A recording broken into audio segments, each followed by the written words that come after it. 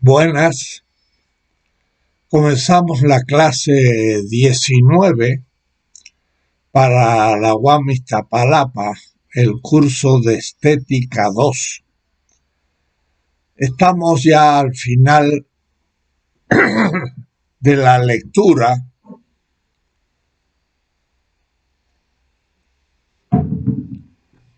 y voy a dar algunas indicaciones para la lectura porque es un poco más claro ya el lenguaje de Hegel y exige menores introducciones. Ahora se trata de la quinta práctica artística por parte de Hegel. Estamos en la tercera parte de la estética. La primera era la visión general de la belleza y el arte. La segunda era las tres tipos de abordaje del tema o de actitud, que era la simbólica, la clásica y la romántica. Y la tercera era ya la singularidad de estos 5 tipos de ejercicio artístico: la arquitectura, la escultura, la pintura, la música y ahora estamos en la quinta, la poesía, que para Hegel es la culminación de la estética.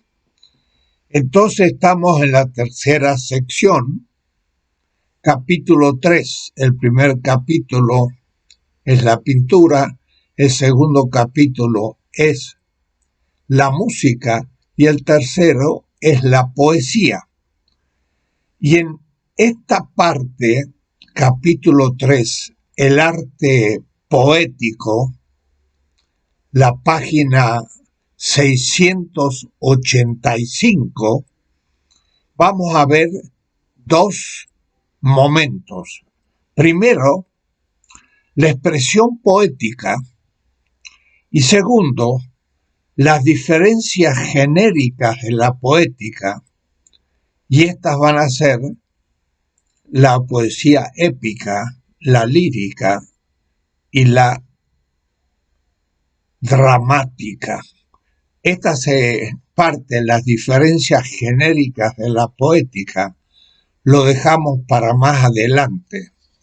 Repito, la primera parte es la obra de arte poética y la prosa. La segunda es la obra poética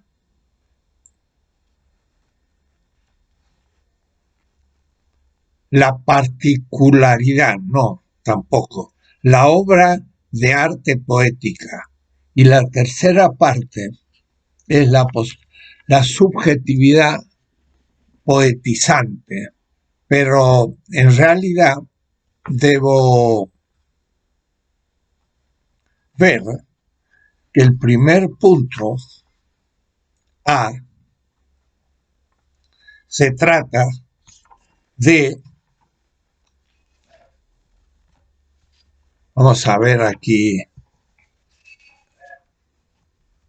se me pasó rápidamente, la obra de arte poética, a diferencia de la prosa. A. Y B, la expresión poética. La C es las diferencias genéricas y esa ahora no la vemos. Es una larga parte final.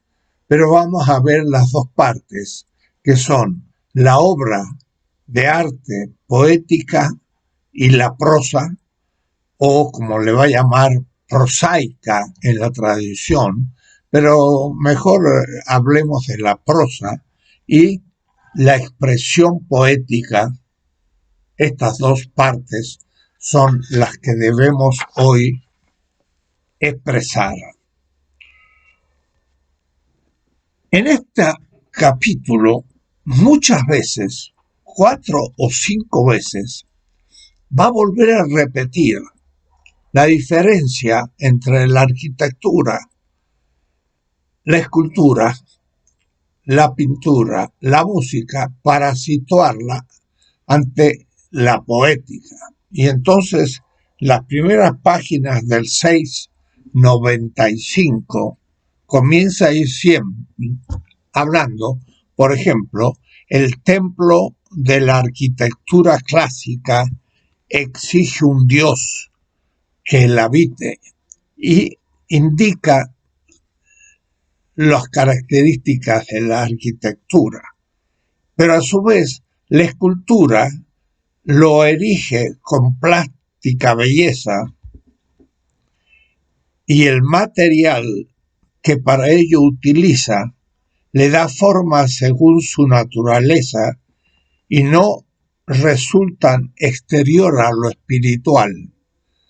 Ambos tienen una expresión material, los edificios, la creación de la espacialidad en la arquitectura, la escultura, pensando sobre todo en los griegos, y después están los principios figurativos. Y este modo de expresión, tanto subjetivo como particular característico, lo aporta la pintura. Y ahí dice, pues esta rebaja la exterioridad real de la figura a la apariencia más ideal del color y hace de la expresión el alma interna. Y la pintura tiene mucho mayor capacidad de representar eventos y paisajes y situaciones que la escultura, pero también se expresa materialmente en algún elemento. Por último, o por penúltimo, se habla de la música. Eso fue el paso adelante que debimos dar con la música, en la medida que ésta hacía para lo interno, lo interior como tal y el sentimiento, una vez en figuras intuibles, en las figuraciones de la resonancia en sí vibrante de la música. Entonces la música ya no tiene una obra material, sino que es un trabajo sobre el sonido.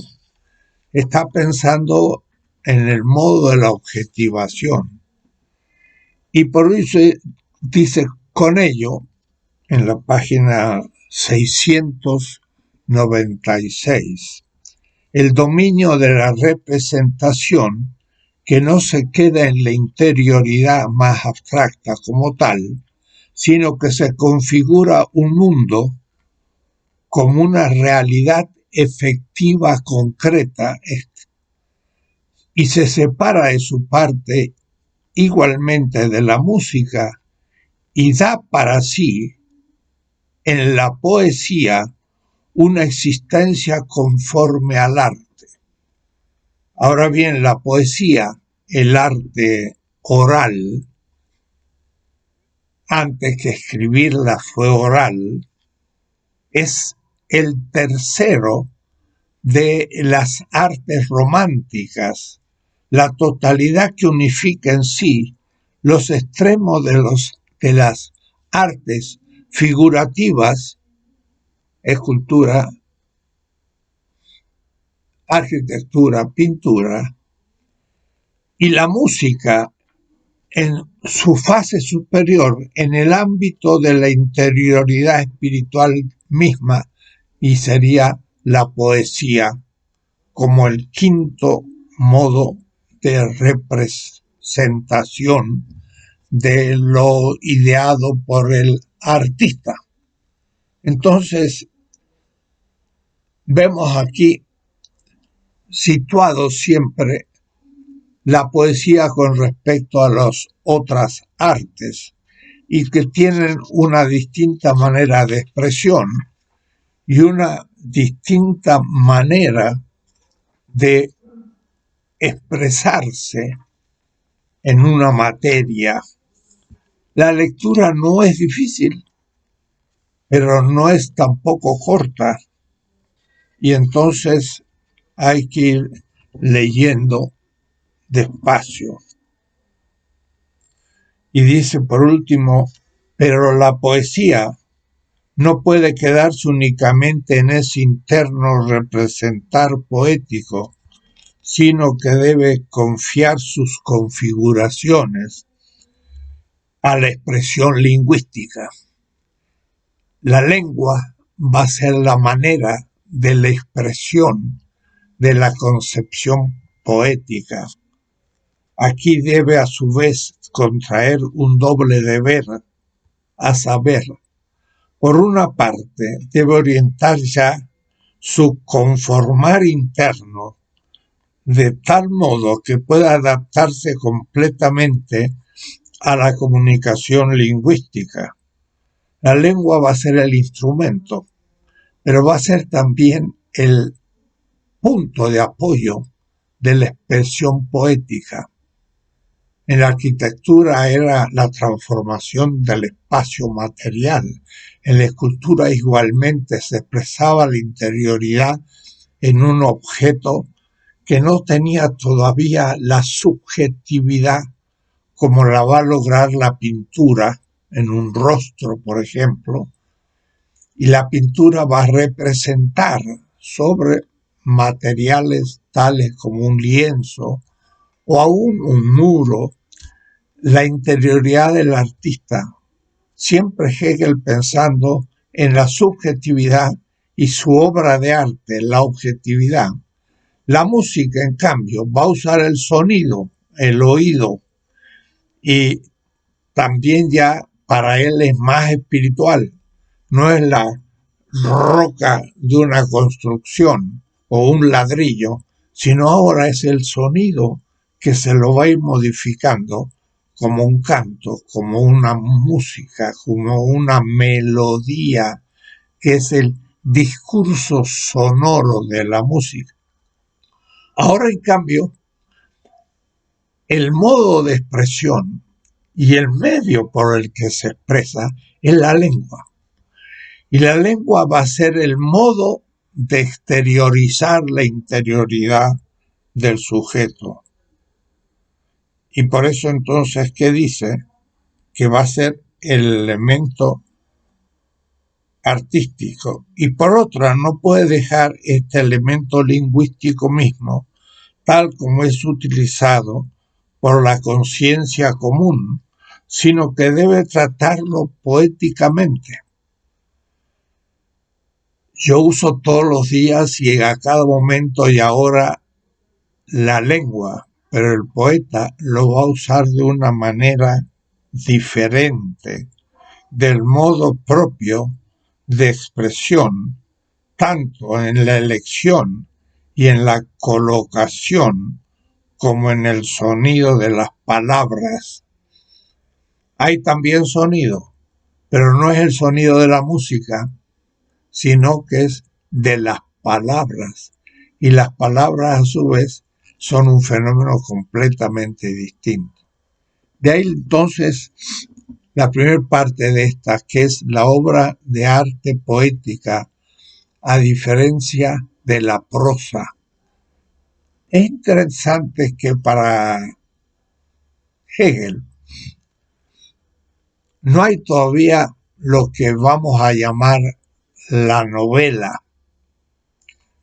100 años de soledad, aunque él ha hablado, cuando habló de lo clásico y lo romántico, en la segunda parte, de Shakespeare y del Quijote, como grandes obras, y las obras de Goethe, como el uso también de la lengua, pero de una manera distinta que la cotidianidad, la prosa cotidiana, pero ya elaborada Sin embargo, aquí no toca, no era en la época todavía tan fuerte su presencia, el tema de la novela.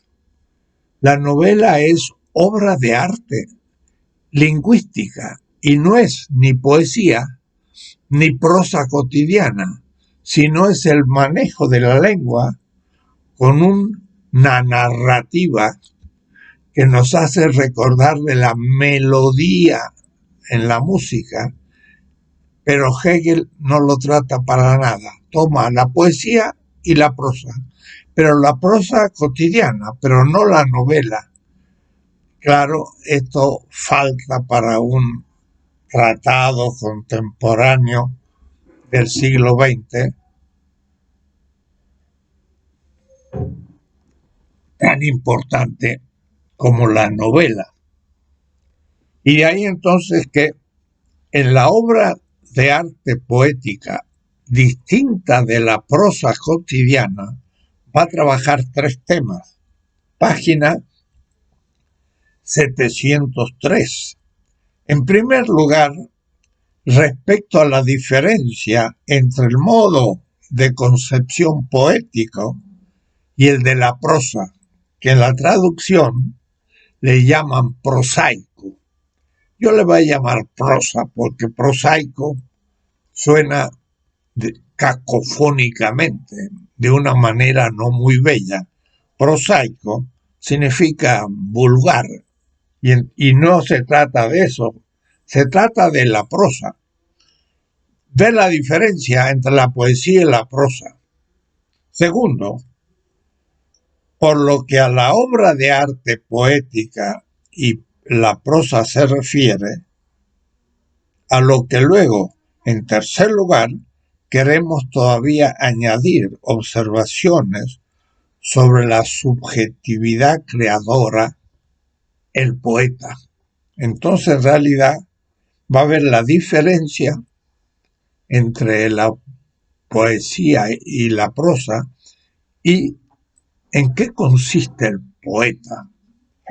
Y entonces, el primer punto de 3 puntos, porque va a ser la concepción poética y la prosa. Segundo, la obra de arte poética y la prosa.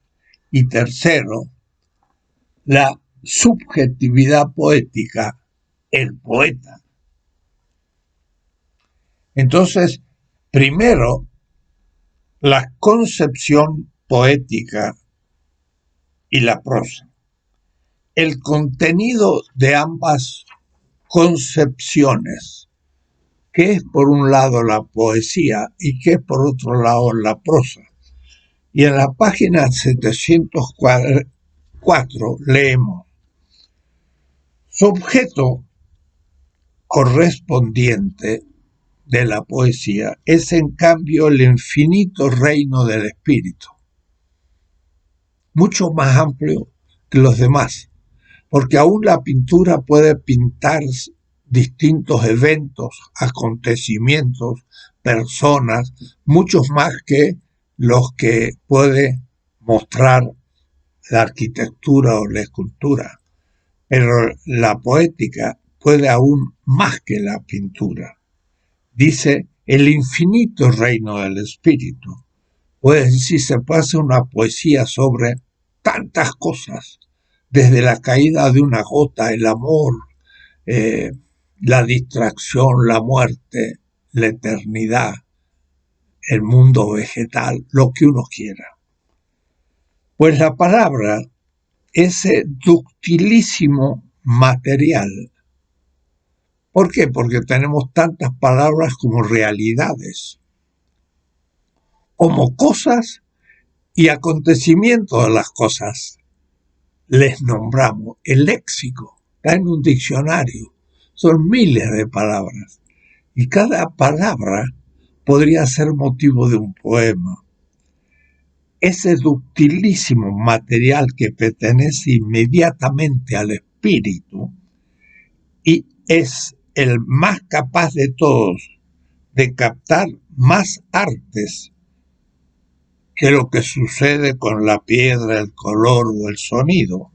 Ser también perfectamente más arte, preferentemente aplicado a la expresión para la que más adecuado se evidencia, puede decir según se use en cada caso. Por este lado deviene la tarea principal de la poesía llevar a la conciencia las potencias de la vida espiritual, y eso pues es prácticamente indefinido. Segundo punto, no es el contenido de ambas concepciones. También la prosa tiene ese infinito contenido, sino la diferencia entre la representación poética. La poesía es una representación, es una presentación externa de algo interno, el concepto, y la prosa también. La poesía es más antigua que el habla de la prosa artísticamente desarrollada. ¿Por qué la poesía es más antigua que el habla de la prosa artísticamente desarrollada? Quiere indicar un poco de que el ser humano, para transmitir el conocimiento, por ejemplo, de una generación a otra, poetizó la lengua para recordarla. Y entonces la prosa adquirió desde un origen un sentido poético.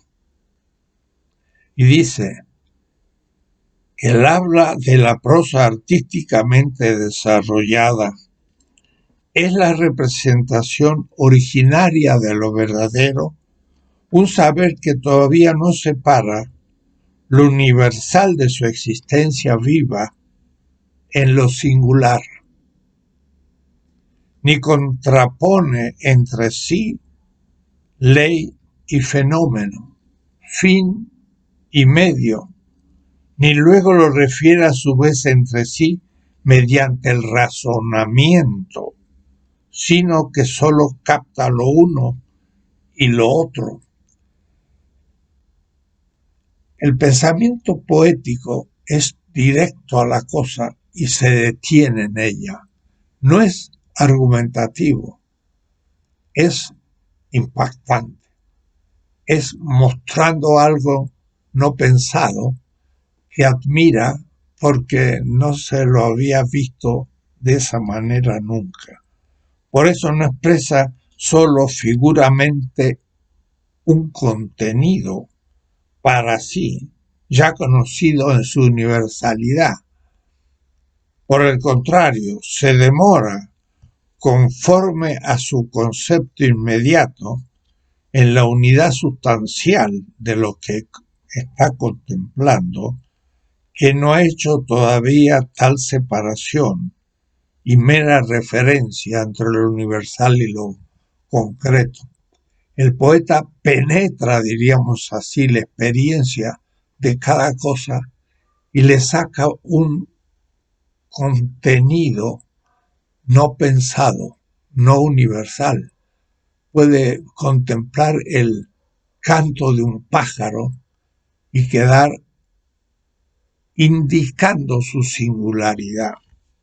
Por eso entonces que la poesía es un modo de sacar a la prosa de su cotidianidad, mostrándole lo que tiene de sí oculto.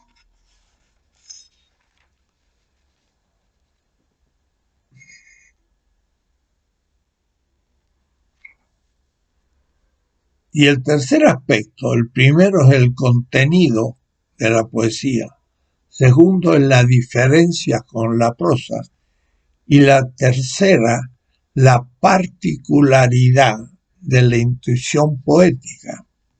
Y este punto en la página 700 7 dice: ahora bien, o dejemos esto, puesto que la poesía no tiene por objeto lo universal en abstracto, y menos científico, la ciencia no toca aquí, sino que llega a la representación, lo racional individualizado, porque toma el fenómeno en sí y muestra algo inesperado, precisa totalmente de la determinación de un carácter que le da el punto de apoyo.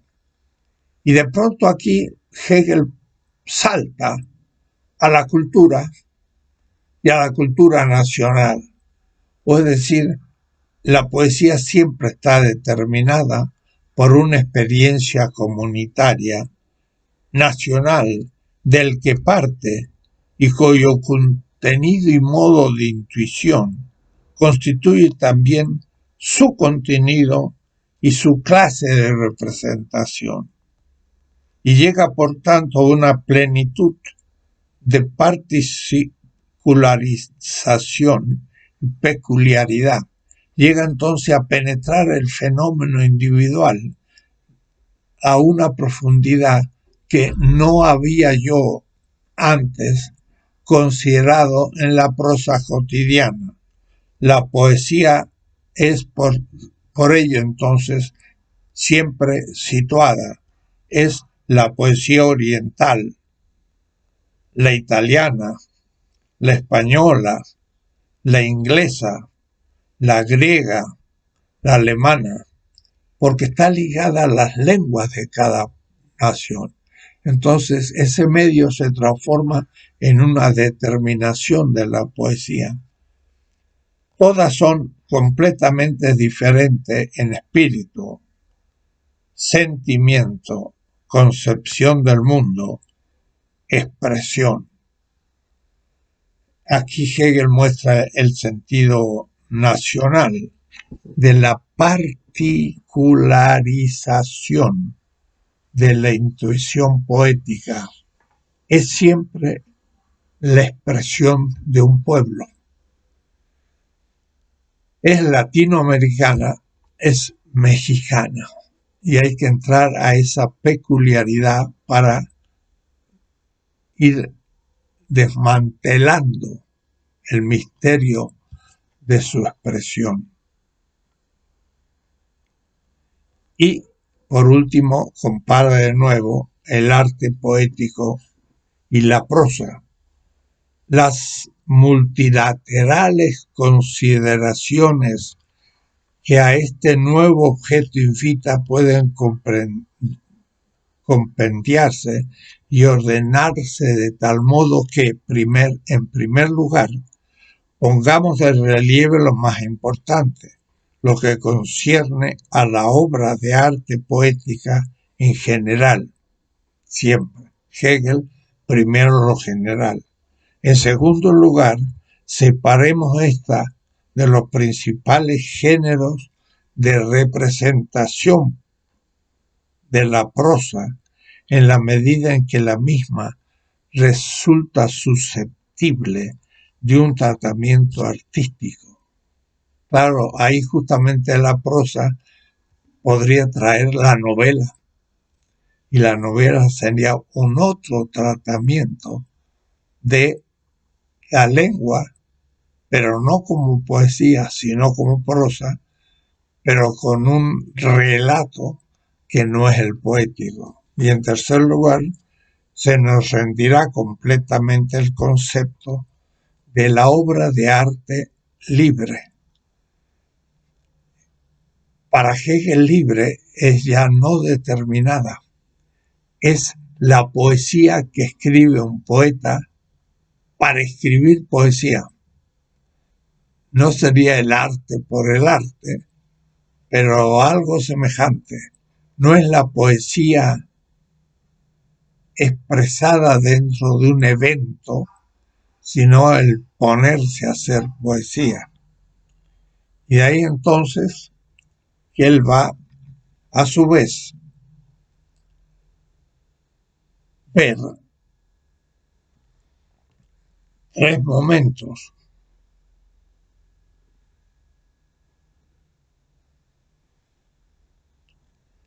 La obra de arte poética y la prosa en general, y la obra de arte poética ahora, sí, vista en su universalidad. Dice, en primer lugar, aquello que constituye el contenido dominante, sea un fin determinado del actuar o del acontecer, o bien un sentimiento y una pasión determinada, debe ante todo tener la unidad de sí mismo. Y por eso es necesario ver esa unidad en la obra poética. Más adelante nos dice, somos conducidos por tanto a un punto perteneciente a la articulación orgánica, a saber, a la particularización de la obra de arte en sí, en partes singulares, que para poder entrar en una unidad orgánica debe aparecer para sí misma desarrollada. Es decir, la poesía va a ir teniendo momentos, pero por último queda siempre reunida en una cierta unidad. No obstante, esta autonomía, las mismas partes singulares, deben sin embargo permanecer a sí mismo en conexión en la medida en que la determinación fundamental radical y que cohesiona y recoge en sí la totalidad de la particularidad es enunciado en la totalidad de esa poesía. La poesía, aunque trate un evento particular, va a ir rodeando con unidad lo que ésta contenga. Y entonces la obra de arte práctica en general posee una unidad propia. Por eso la unidad que debe restaurarse en las partes particulares de la obra de arte deben ser de otra índole. Así podemos concebir la dúplice determinación que esto implica, y lo explica en 2 páginas qué tipo de unidad tiene esa poesía.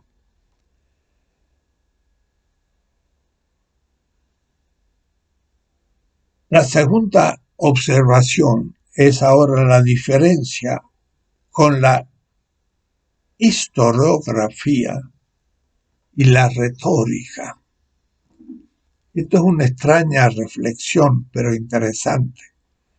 La historia es también un relato de la prosa, pero también debe hacerse con un sentido artístico, porque uno debe quedar prendido por el relato histórico, no meramente descrito de una manera fría y lejana, que uno no la viva justamente como un relato, narrativa histórica, y una narrativa se transforma un poco en literatura.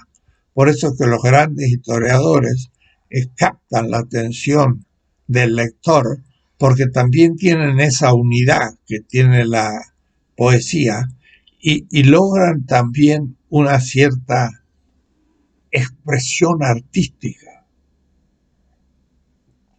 Pero Hegel le interesa mostrar la diferencia con la visión historiográfica de la lingüística, diríamos, y sobre todo con la oratoria.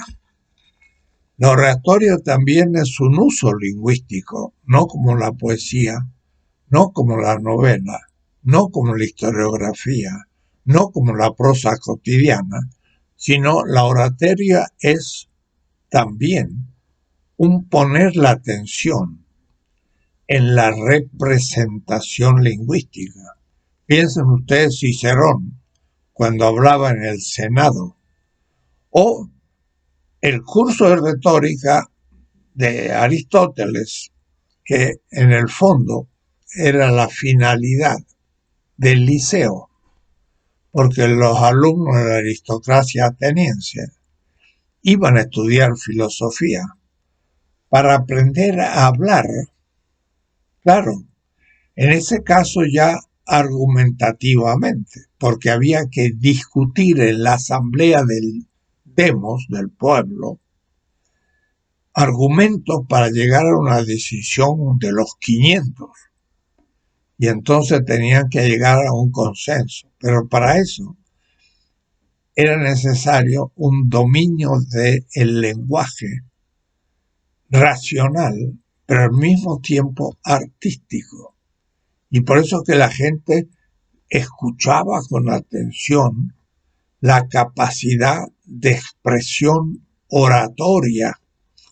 La oratoria era un arte, pero no era un arte como la poética, como la historiografía, y no era tampoco la prosa cotidiana, no, tenía un estatuto artístico, pero no era la poesía, pues la poesía no se dirigía a la asamblea para, por una parte, cautivarla y por otro, dar razones para llegar a consenso, sino que la poesía movía el sentimiento de la aicesis, la emoción estética, por la captación de la singularidad del evento que se poetiza.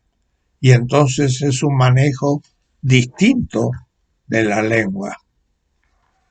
Y esto es en lo que consiste la diferencia con la oratoria, lo dice en la página 717. Por eso la retórica pierde también por este lado su libre figura y deviene una intencionalidad, un deber ser que, respecto a la consecuencia del acto de la oratoria, tampoco encuentra su cumplimiento en el discurso mismo y su tratamiento artístico. La obra de arte poética no tiene como fin más que la producción y el goce de lo bello. La producción y el goce de lo bello. Mientras que la oratoria tiene como fin convencer al otro con un argumento para tomar una decisión. Y dice, fin es esa producción y goce de lo bello, es el fin y consumación que reside aquí inmediatamente en la obra, por tanto autónomamente acabada en sí, y la actividad artística no es un medio para un resultado situado fuera de ella. Uso el verso para convencer, sino un fin que integra inmediatamente consigo mismo en su ejecución, porque se logra ese goce ante lo bello de lo cotidiano presentado por el poeta. Pero en la oratoria el arte solo tiene la posición de un accesorio llamado en auxilio. Es bello el modo como se habla para convencer políticamente al otro en la asamblea. El fin propiamente dicho, en cambio, no atañe en nada al arte de la oratoria como tal, sino que es de índole práctica, instrucción, edificación, decisión de las cuestiones jurídicas, relaciones de Estado, etc. Pero claro, la oratoria también es un arte, pero es un arte que está al servicio de una finalidad que no es artística. La poesía se propone el gozar lo bello, y eso es una experiencia particular propia. Esta parte es muy interesante para leer despacio. Y la tercera parte es la obra de arte libre. Y justamente la obra de arte poética libre, lo libre significa escribir una poesía para que el que la lea goce la belleza del problema, del acontecimiento, puesto como objeto del poeta. Y entonces, en este respecto, debe la poesía, para no caer igualmente en la prosa, evitar todo fin que resida fuera de la poesía y del puro goce artístico. Esto sería para discutir más, pero es por de pronto lo que piensa Hegel. La poesía se propone el goce estético.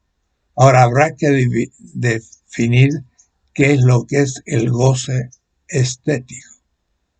Justamente al final del tratado lógico filosófico de Ludwig Wittgenstein, él dice: lo científico es mostrar cómo algo es. Lo místico, que simplemente sea. Y ahí lo místico es lo artístico. Muestra no cómo es, sino que es. Y lo goza en su realidad. Esa es la poesía. Y entonces dice, el fin no debe residir fuera de la poesía y es el puro goce artístico, pues si le interesan esencialmente semejantes intenciones como gozar la belleza, el punto de la obra poética ha descendido de la libre altura en cuya razón sólo muestra ser ahí por sí misma y a la esfera de lo relativo, o bien se origina una ruptura entre lo que pretende el arte y aquello que exigen las demás intenciones, o bien el arte, en contraste con su concepto, es consumido solo como un medio y degradado a servicio de un fin. Es decir, Hegel dice, no hay que tomar la poesía como un medio. Veremos después cuando se cruce el ámbito estético y el político, por ejemplo. Si un político usa expresiones muy bellas, tiene más fuerza ante el oyente, ante el público, ante el pueblo, y acepta con más facilidad el contenido de lo que propone. Y por eso entonces que tiene la capacidad de, en pequeñas expresiones artísticas, mostrar contenidos políticos, pero en ese caso usa la poesía para la política. Hegel está queriendo afirmar la poesía como poesía. Surge por ello la pregunta por cómo en este conflicto es todavía la poesía capaz de conservar su autonomía. En la página 720. Sencillamente porque no considera ni plantea la ocasión externa previa como el fin esencial y en sí, en cambio solo como un medio. sino que a la inversa atrae así la temática de esa realidad efectiva y configura y desarrolla con el derecho y la libertad de la fantasía ese tema como poesía y no como una realidad práctica. Pues entonces no es la poesía lo ocasional y secundario, sino que esa temática es la ocasión exterior por cuyo impulso el poeta se abandona a su más profundo penetrar y más puro configurar, y por tanto sólo a partir de sí crea lo que en el caso efectivamente es real de modo inmediato, no habría sin él llegado a la conciencia de este modo libre. O es decir, hurgando y hurgando en el tema, pero buscando su belleza, llega entonces a que el lector sienta sentimentalmente, emotivamente, una realidad que le estaba antes indiferente o ausente. Y entonces se abre al último punto de esta parte, que es la subjetividad poetizante, el poeta. ¿Quién es el poeta? ¿Qué es lo que hace? En este respecto, dice en la página 720, la tarea del poeta de ejercer la poesía libre de otra finalidad en comparación con los demás artistas, el escultor, el arquitecto, el músico, puede considerarse como más fácil y como lo más difícil. Como fácil, porque el poeta, aunque el tratamiento poético del lenguaje precisa de una desarrollada destreza, hay que dominar el lenguaje, no como el diccionario, pero hay que dominar el diccionario. Puede decir, Beethoven puede tocar la música y debe dominar con sus dedos los teclados del piano, y es una técnica complicada, difícil, que exige tiempo. El poeta debe rumiar las palabras, recordarlas, ampliar su lenguaje, y es también una técnica parecida al que necesita el músico o el pintor o el escultor o el arquitecto. Puede decir también, es una larga destreza desarrollada el manejo de la lengua, que está sin embargo dispensado relativamente más múltiple allanamiento de dificultades técnicas, las técnicas cotidianas, pero tiene otra técnica memorística del lenguaje que tiene que ser propio de una persona dotada para eso. Tanto más debe intentar la compensación de esta insuficiencia sensible en el núcleo interno propiamente dicho del arte, en la profundidad de la fantasía. Interesante expresión, la profundidad de la fantasía.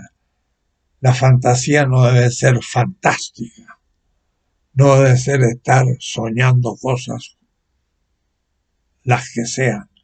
Hay que saber también concretar la fantasía en un tema y profundizar en él para ver algo que nadie ve. Y esa práctica de ver lo que nadie ve es también una técnica en la profundidad de la fantasía y en la concepción auténticamente artística como tal, o es decir, que sabe ver lo bello en la realidad.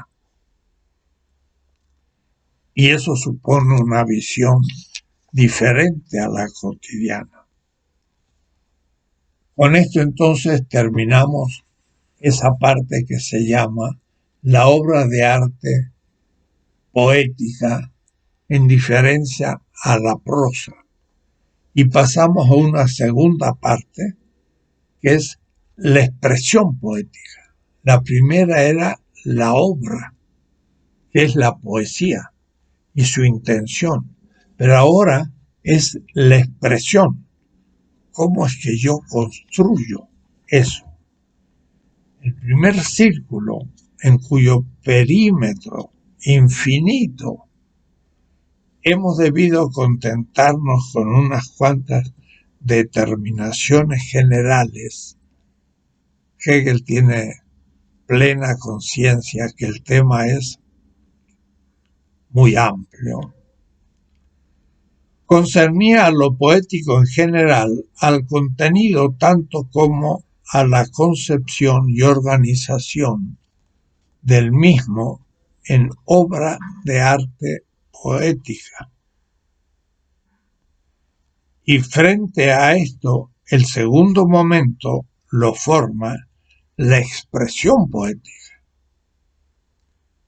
la representación, el presentar ante una cierta exterioridad del sujeto en su misma objetividad interior en la palabra, labrándola en el signo de la representación y la música de la palabra. No solo piensa en el contenido de la palabra, sino que a su vez en su técnica del manejo de la lengua usa las palabras como música. ¿Cómo suena? Suena el sueño. Por supuesto que no, pero tienen la misma música, sueña el sueño, y por supuesto, y entonces el poeta sabe cómo usar esa sonoridad externa de las palabras, porque no es la palabra pensada, sino la palabra recordada en su sonido. Y la poesía también tiene una cierta música del sonido de las palabras. Y por eso, en primer lugar, la expresión poética parece ciertamente residir de todo punto solo en las palabras y referirse, por tanto, puramente a lo lingüístico. Pero en la medida en que las palabras no son ellas mismas más que signos de representaciones, el origen propiamente dicho del lenguaje poético no reside ni en la elección de las palabras singulares y en la índole de su yuxtaposición en frases y períodos desarrollados, ni en la eufonía, el buen sonido, la rima, etc., sino en el modo y manera de la representación. Es decir, cuenta con la palabra por su significado, por su sentido que adhiere en el caso, por su sonido. Eso ya es algo agregado. Y sin embargo, todo eso es buscando la representación de un evento en donde la belleza está presente. Es una complejísima posición de la subjetividad. hay que leer mucha poesía para aprender lo que es la poesía, que no se puede decir abstractamente.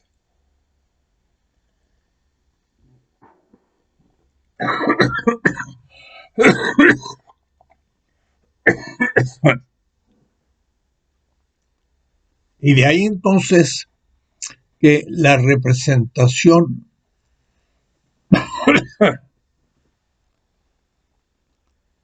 poética es el tema, y el primer punto que toca Hegel es la representación originariamente poética. ¿En qué consiste lo que primero es poético? En general, dice en la página 723, podemos designar el representar poético como figurativo. También expresamos una cierta figura en la medida en que pone a la vista, en vez de la esencia abstracta, la concreta realidad efectiva de la misma, parte de algo real en su realidad, en vez de la existencia contingente, una apariencia tal en ella inmediatamente reconocemos a través de lo externo mismo y su individualidad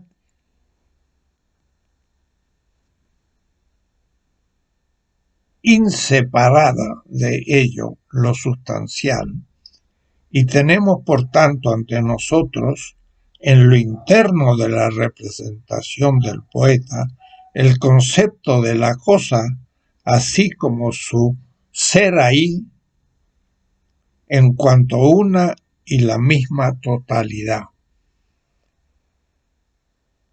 Es la manera de Hegel de ir manifestando que se ve la existencia concreta de algo. Si se va a hablar del amor, no se va a una definición general, sino a un ente amado o el amor manifestado en concreto. Y entonces se va tejiendo esa singularidad que es lo bello en la cosa real, gozado en su descripción. Y esto es lo originariamente poético, el enfrentar la cosa real buscando en ella la belleza. Tenemos la dificultad de que en el fondo, aunque se dijo que la belleza era la idea y esta era Dios, nunca se llegó en Hegel a una descripción intrínseca de la belleza. Y es lo que habrá que lograr para entender qué es lo que busca el poeta en la experiencia de esa cosa, evento, tema de su poesía, que profundiza hasta llegar al goce de su belleza. Si la belleza es lo que produce un gusto, no un disgusto, un gusto por la realidad misma de la cosa, en tanto que se la capta como el origen de la vida y de las posibilidades de afirmación de la vida, se podría entender mejor cómo el poeta está buscando en el acontecimiento poetizado su belleza y rodea el tema y lo muestra de distintos aspectos sin apartarse de lo que tiene que ver.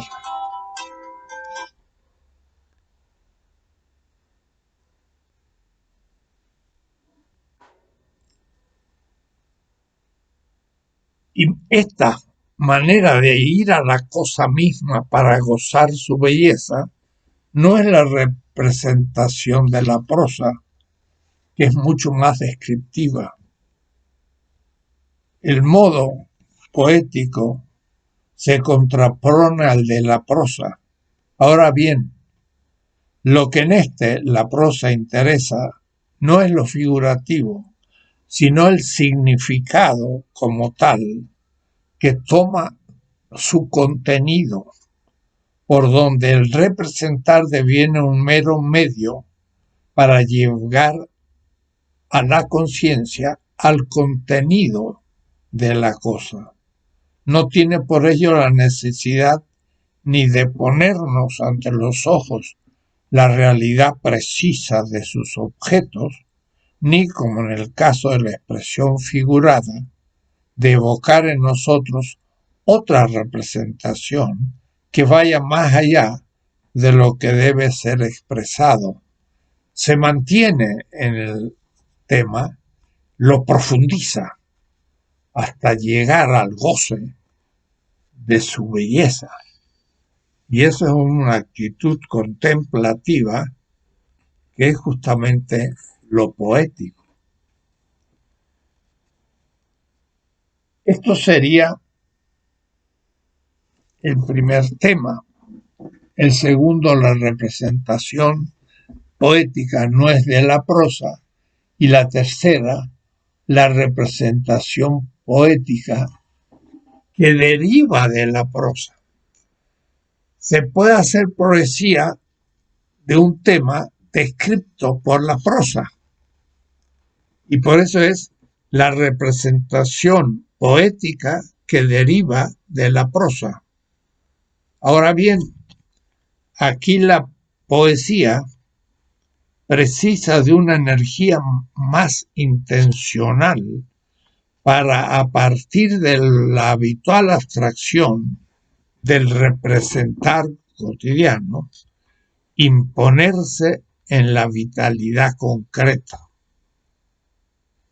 Pero si alcanza esta meta, no solo se salva de esta separación entre el pensamiento que va a lo universal y la intuición y el sentimiento que aprende lo singular, sino que al mismo tiempo libera estas últimas formas de aprender lo singular, así como su material y contenido de su mera utilidad, y los conduce victoriosamente hacia la reconciliación con lo en sí universal. Lo prosaico va a lo concreto o universal útil, mientras que la poesía no le interesa la utilidad de la cosa, sino su belleza. No va a otro fin, sino se mantiene en lo anterior, es la cosa misma, que se la piensa como objeto del goce en su belleza. Y logra descubrir esa belleza en cualquier cosa, el poeta. Y ahí está su capacidad poética, en encontrar la belleza en cualquier cosa, aún cotidiana. Un arroyo por el que hay agua, de pronto escucha la sonoridad de la caída del agua pura y la describe de una manera que uno entiende la belleza del agua y el agua que necesita para vivir. Es muy interesante la representación poética que deriva de la prosa. El segundo punto en la expresión poética es la expresión lingüística. Por supuesto, lo poético es lingüístico. Y entonces estamos usando la lengua como el material sobre el que se construye la poesía. Y entonces va a hablar de nuevo de tres temas.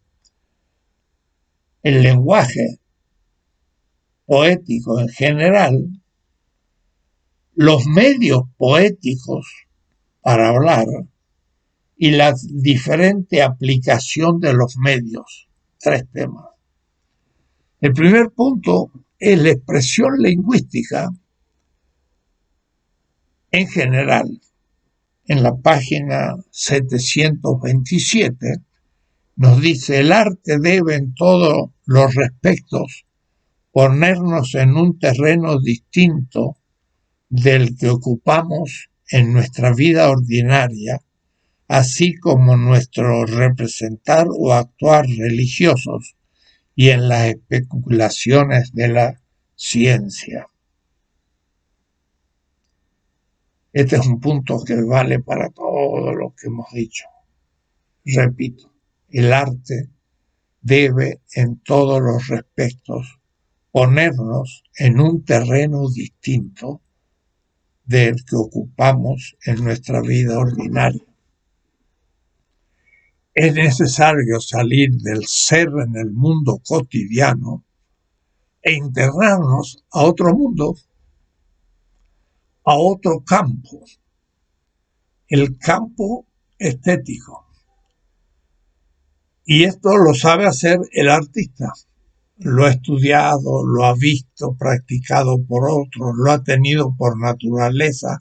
Saber trascender el mundo cotidiano y situarse en otro mundo. En ese mundo en donde se busca la belleza de las cosas. No su utilidad, su funcionamiento, su practicidad, muchas maneras, no políticamente para usar las cosas como medio para el ejercicio del poder, o económicamente para usar las cosas para sacar ganancia, sino para ver las cosas en tanto bellas. Es un campo propio y es el campo de la estética. Y el artista está ahí y por eso a veces tanto sufre. Y sufre del salir de la cotidianidad para ver las cosas de otra manera y luego cómo reproduce su vida cotidiana si no le ha interesado la cotidianidad desde lo más superficial, de donde saca un medio de vida, un sueldo, para un dinero con el cual pueda comer. No le interesa, eso es la utilidad, está ocupado en otro mundo. El arte debe en todos los respectos ponernos en un terreno distinto del que ocupamos en nuestra vida ordinaria.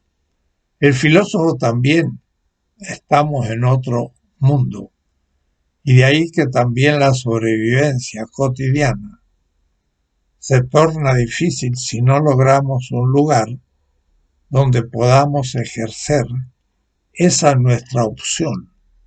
Pero el filósofo ve las cosas distintas como lo ve el artista, o lo ve el ingeniero, o el hombre de derecho, o quien sea. O es decir, hay otras maneras de situarse en el mundo. Por lo que a la expresión lingüística se refiere, solo puede hacer esto en la medida en que emplea un lenguaje distinto de aquel que en esa esfera estamos ya habituados. En la vida cotidiana usamos la prosa cotidiana, pero el artista va a usar la lengua de una manera mucho más profundo, hasta diría técnica, pero técnica en cuanto al uso de la belleza y sonoridad de las palabras, tratando un tema en cuanto que busquen en la belleza. Y por eso utiliza un lenguaje distinto de aquel de esa esfera a la que estamos habituados, que es el mundo cotidiano.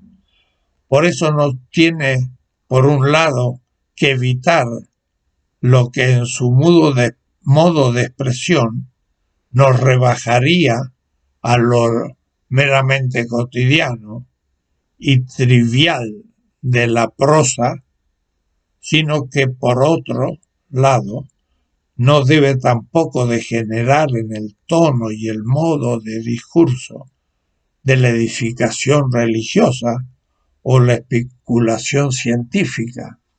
No, se sitúa a un nivel propio, penetración de las cosas en tanto bellas, y se las goza en esa surrealidad. Claro, se descubre entonces una dimensión de lo real que nadie ha visto y llama la atención y goza. Y de ahí entonces que la expresión lingüística se hace expresión lingüística artística, que no es la expresión lingüística cotidiana.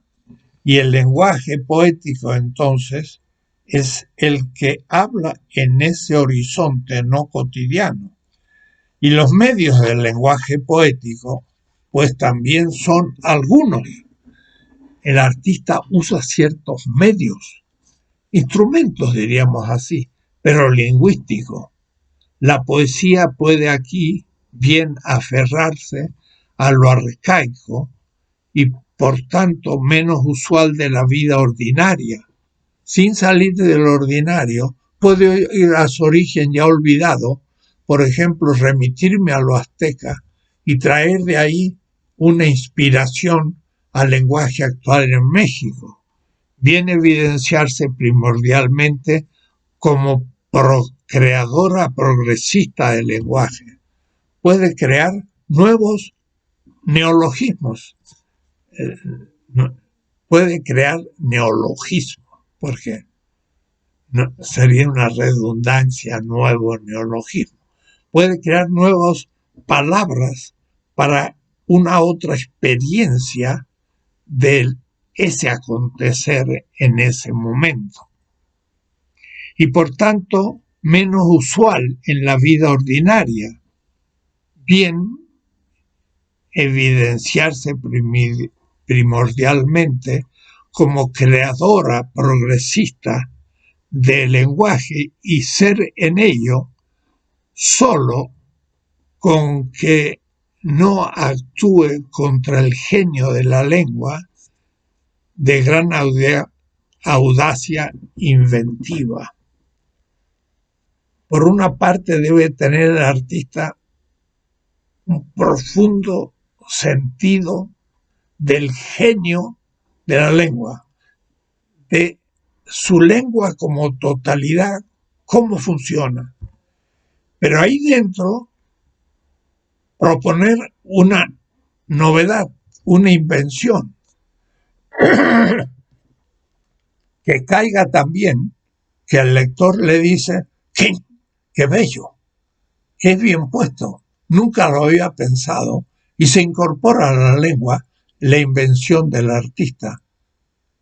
Es lo mismo que pasa en la ciencia, claro, la invención, y lo que pasa en la música. Beethoven ponía motivos que no eran habituales e inventaba nuevos ritmos en la música, y entonces llamaba la atención no solo en la vida del que estaba en la vida cotidiana y conocía música, pero escuchaba una alternancia no conocida que le llamaba la atención y le gustaba.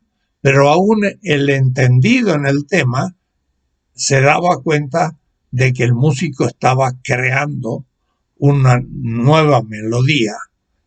Lo mismo en la lengua, está creando palabras para una nueva narrativa. Y el artista, entre otras cosas, inventa. Y por eso que, en tanto que inventa, es artístico también. La inspiración del científico, la inspiración del político, la inspiración en todos los campos. Lo artístico también tiene una fisonomía de la invención novedosa y de ahí como revolucionaria. Y el arte tiene entonces una capacidad de transformar lo cotidiano, sobre todo cuando es injusto. Los medios que utiliza. Y en tercer lugar, la diferencia en la aplicación de esos medios.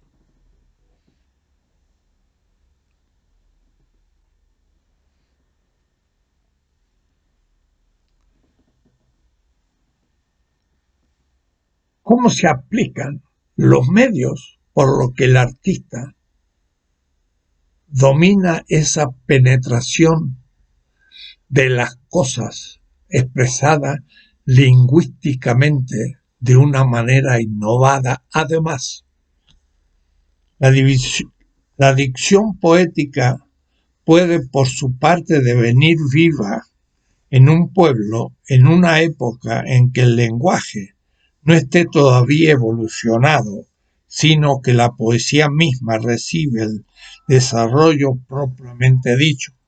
Ese momento épico en que la poesía va inventando la lengua. En el caso del discurso del poeta, como expresión de lo interno, es ya en general algo nuevo que suscita la admiración, pues con el lenguaje se descubre lo hasta ahora velado. El poeta, al penetrar la cosa en sí misma, sin un sentido utilitario, descubre una veta que le expresa con una nueva palabra y crece el mundo del espíritu o la cultura en la expresión de Hegel. Esta nueva creación, y ahí es el momento creativo del arte, aparece como un milagro de un don y una fuerza cuyo hábito todavía no ha aparecido, sino que para el asombro del ser humano deja por primera vez desplegarse libremente lo profundamente guardado en su pecho, en el interior, lo expresa por primera vez. Y entonces el que escucha una expresión novedosa que aprende y crece su lengua y su capacidad de expresión humana. En este caso, lo principal es la potencia de la exteriorización, la creación del lenguaje, pero no la formación y el desarrollo multilateral del mismo. Hegel ha llegado aquí a un punto muy interesante, que es la lengua, la estética como creatividad. Y esto habría que, en una estética de la liberación, acrecentarlo muchísimo. Es casi una acción mesiánica el crear nuevas experiencias de lo mismo real, cotidiano, sacar aspectos que no han sido vistos y nombrarlos con nuevas palabras. Y entonces crece la cultura y el ser humano el artista es un constructor de mundos nuevos. Pero ahora bien, y en segundo lugar, cuando se amplía el círculo, se amplía por la creación de las representaciones con la intervención de la reflexión, se multiplican los modos de asociación, crece la habilidad para proceder por tales vías de representación y también la expresión lingüística se desarrolla con toda soltura, entonces adquiere la poesía una posición completamente alterada desde el punto de vista de la dicción. Entonces, pues, tiene ya un pueblo un acuñado lenguaje de prosa de la vida ordinaria y la expresión poética para suscitar interés debe ahora desviarse de ese lenguaje corriente y ser hecha de nuevo elevada y rica por el espíritu. Y esa es la función creativa de la poesía, que es tan, pues, considerada en tanto creativa. Y el modo, a su vez, como el artista muestra lo nuevo, en cuanto al goce de la belleza de la cosa más cotidiana, el modo es justamente lo que Hegel va a llamar la versificación. Es decir, el primer punto de este tema, la expresión poética, tiene tres temas.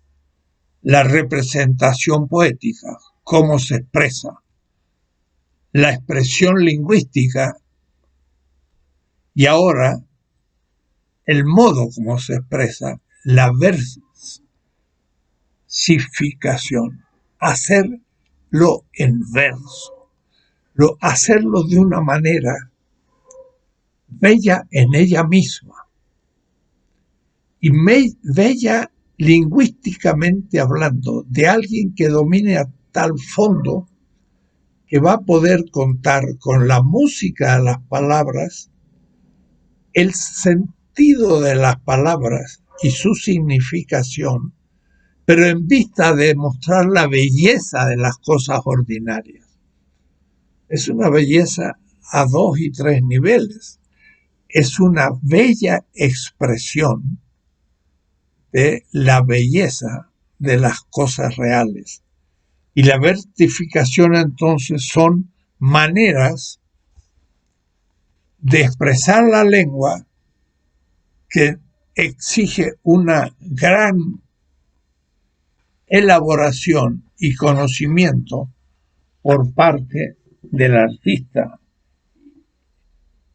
Y el artista, poeta, es el que domina justamente esto. Piensen ustedes, Dante, la Divina Comedia, que de paso hasta el título ya empieza a ser poético. La Divina Comedia, no la Divina Tragedia, ni la dramática divina, sino la comedia. Y la comedia suena a risa, suena a payaso, suena a reírse de las cosas. Es una comedia. La comedia, al fin, de un largo proceso, termina felizmente. La comedia. Y por eso que él ve la historia como una comedia, no como algo dramático o trágico como los griegos. La Divina Comedia es lo opuesto a la Divina Tragedia de los griegos. Y toda esa obra, que es una obra entera, es poética y es rimada. Y entonces tiene el artista una capacidad infinita a la lengua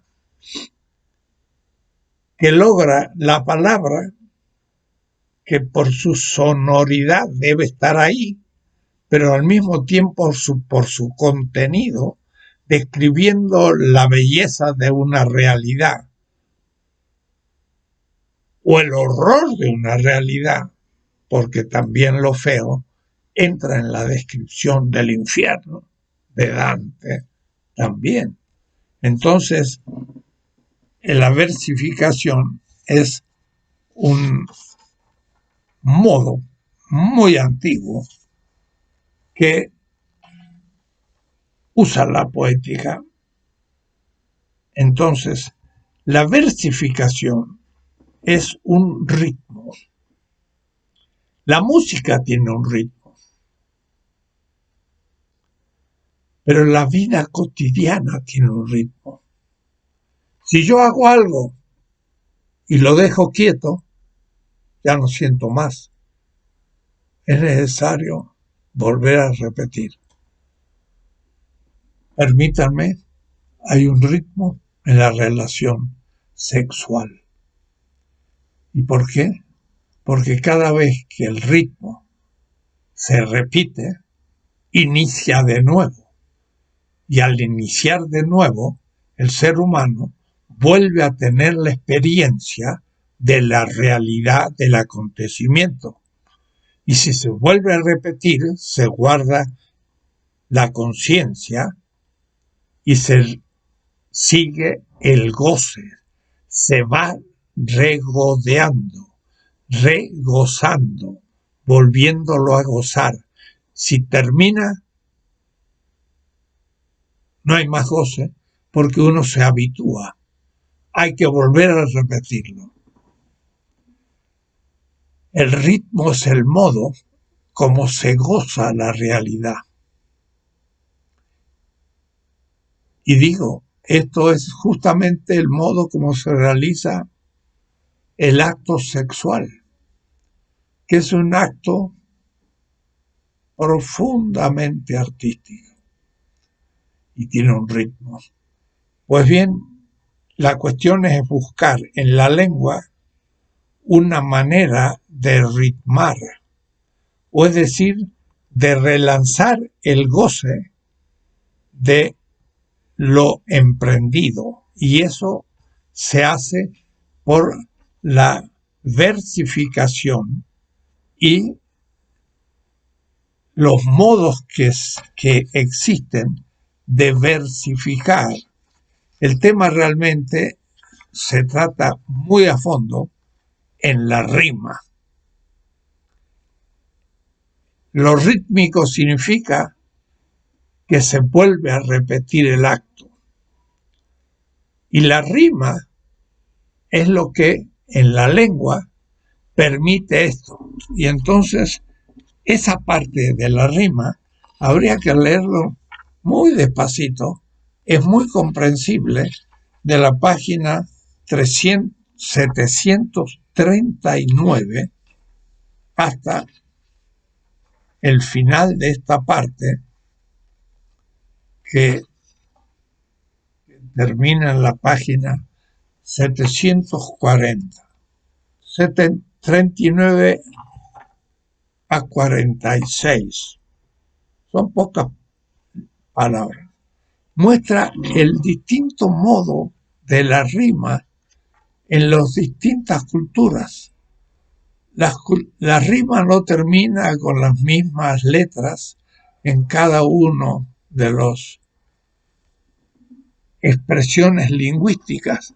En algunas lenguas la rima empieza en la primera, al principio de la frase, con una letra igual y va siendo la misma, pero al principio, no al final.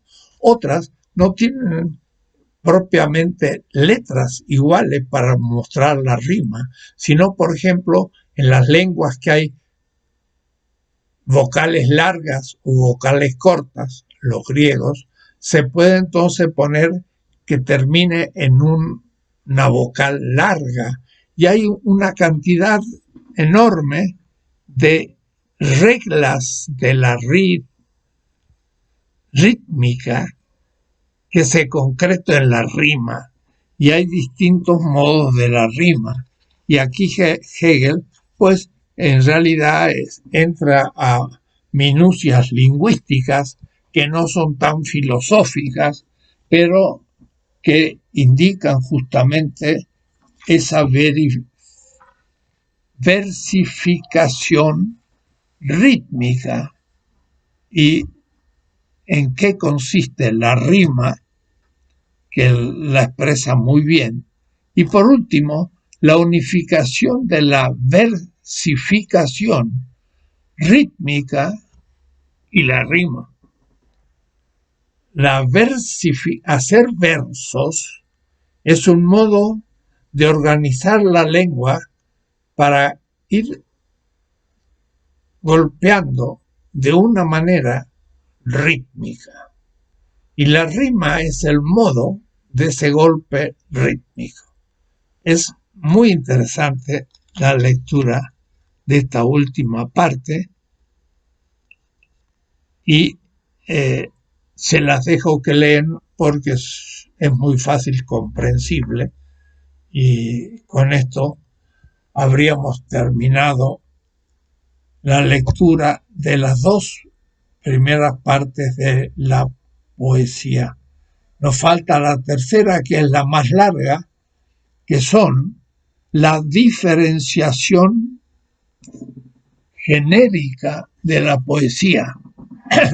La poesía épica, la poesía lírica y la poesía dramática, que es el final de la obra, pero muy larga. Son más de 100 páginas.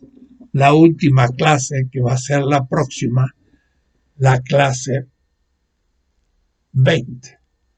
Y con lo cual habremos hecho una primera lectura de las lecciones de estética de Hegel. El que intentara hacer un trabajo sobre Hegel, por supuesto, debe entonces ahora comenzar la segunda lectura para atar todos los cabos.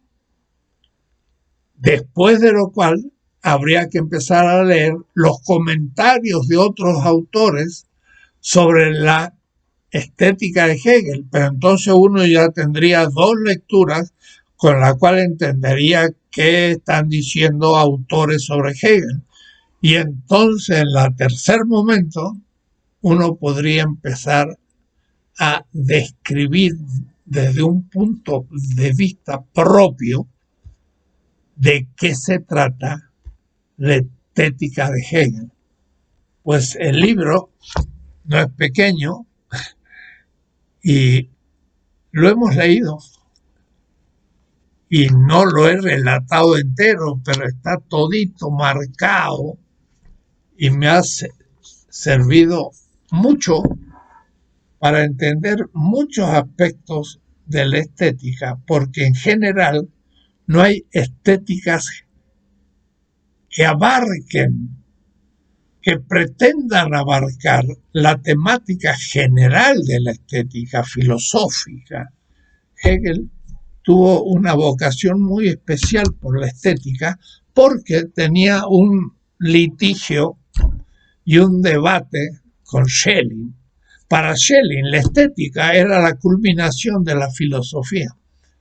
Para Hegel, hemos visto, el espíritu absoluto se expresa primero en la estética, luego en la religión y por último en el saber absoluto, que es la filosofía. Quiere decir que la estética es una propedéutica de la filosofía de la religión y esta de la filosofía como tal. Mientras que para Schelling la estética era el final, era un poco la mística. Ya veremos esos temas en un curso más sistemático de la estética, porque Schelling también propone cosas muy interesantes y fue el que descubrió la temática. Hegel estaba pues preceptor en Berna de un noble, perdiendo un poco el tiempo, y Schelling era profesor titular de Jena, la más grande universidad filosófica, porque ahí estaba Fichte y ahí estaba Schelling, que a los 19 años empezó a ser profesor universitario, una cosa única, y que después, ya a los 25 años, invita al pobre Hegel medio fracasado, que ya tiene 30 años, y lo invita a Jena, y Hegel en el 1800 llega a Jena, y entonces empieza a discutir con Fichte y con Schelling, y claro, entonces ahí entra a agarrar la temática de la época, y su estética es en debate con Schelling, y por eso es tan descriptiva, porque para Schelling había sido muy importante. Quiere decir que le debe a Schelling la inspiración de la importancia de la estética. Terminamos entonces por hoy esta clase. Hasta luego entonces.